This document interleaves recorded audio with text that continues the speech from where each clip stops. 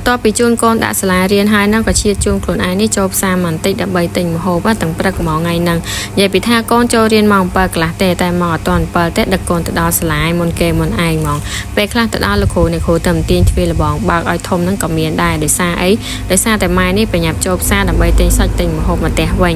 ព្រោះខ្ញុំចូលចិត្តដើរផ្សារពេលព្រឹកព្រលឹមហ្នឹងយើងស្រួលទិញអត់សូវមានមនុស្សហើយយើងទិញបានមុនគេទៀតណាឥឡូវបានមកថាសទៀតហើយមានសាច់3ជាន់មានឆ្អឹងជនីមានសាច់គោម្ដុំហ្នឹងទៅហើយឆ្អឹងជនីនេះខ្ញុំថាទិញតែកន្លះគីឡូទេយកមកប្រឡាក់ជៀនញ៉ាំបាយថ្ងៃត្រង់ហ្នឹងហ្មងតែមានណាឃើញគេផ្លះចេញពីសាច់3ជាន់មកស្អាតពេកឲ្យគេថ្លឹងទៅក៏យកទាំងអស់ហ្មងសរុបមក1គីឡូ1គីឡូកន្លះក៏1គីឡូ6ទេផ្លេចបាត់ហើយពេលទៅនឹងថាតែងតែបន្តិចទេតែពេលឃើញសាច់ស្អាតសាច់ល្អហ្នឹងគឺចេះតែលើរហូតដល់ពេលកាត់លុយហ្នឹងมันរៀងភ្ញាក់ខ្លួនបន្តិច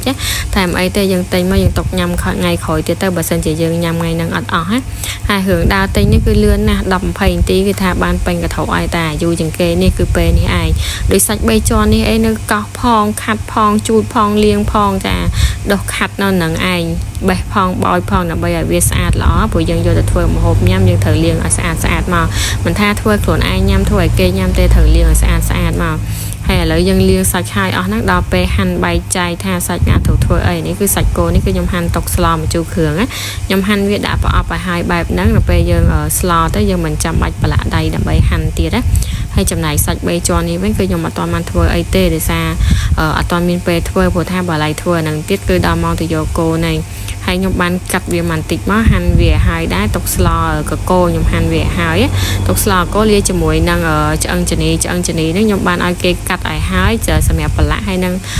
យកឆ្អឹង3 4ដុំហ្នឹងឲ្យគេកាត់ទូចបែបនេះដើម្បីតុកស្លកកោយើងតែយើងប្រាប់គេទៅគេកាត់ឲ្យយើងហើយបើចាំយើងមកដល់ផ្ទះពិបាកកាប់ទៀតទេតុកស្លកកោមែនប៉ុន្តែអត់ទាន់បានតែងបន្លែកកោទេបន្លែកកោហ្នឹងចាំតែងតាមក្រោយដោយសារផឹកមិញហ្នឹងតែងបានតែសាច់ហ្នឹងឯងហើយសាច់3ជាន់នេះវិញគឺខ្ញុំទុកក្នុងប្រអប់សិនដោយសារអត់ទាន់មានពេលធ្វើចាំពេលតនេចាំយកវាមកធ្វើម្ដងទៀតហើយឆ្អឹងជនីសមានេះគឺខ្ញុំយកវាទៅប្រឡាក់ទាំងអស់ទុកញ៉ាំបាយហើយការប្រឡាក់របស់ខ្ញុំនេះអត់មានអីញ៉ៃសាំញ៉ាំទេខ្ញុំអត់មានបុកគ្រឿងបោទេយកតែខ្ទឹមសម្ដុំមកគឺដាំបែបហ្នឹងយកទៅប្រឡាក់ហ្មងហើយបន្ថែមគ្រឿងមកមានប៊ីចេងស្ករសទឹកស៊ីអ៊ីវទឹកត្រីម្រេចហើយខ្ញុំបន្ថែមម្សៅម្ទេសការ៉េបន្តិចដើម្បីយកពណ៌ហើយចុងក្រោយគេខ្ញុំដាក់ប្រេងឆាបន្តិចដើម្បីឲ្យសាច់យើងពេលចៀនឆ្អិនទៅតុនឆ្ងាញ់ណាហើយយើងច្បល់ចុះឡើងឲ្យចូលជាតិគ្នាជាមួយនឹងគ្រឿងមកយើងច្បល់ប្រហែលជា 5-6 នាទីអីទៅដើម្បីឲ្យចូលជាតិល្អ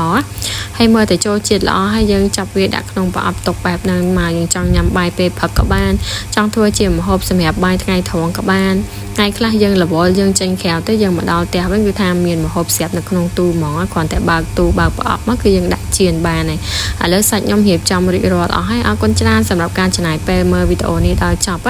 បើយល់ថាល្អកុំភ្លេចរៀបចំអញ្ចឹងដូចគ្នាមកដើម្បីចំណេញពេលចំណេញវេលាអរគុណច្រើន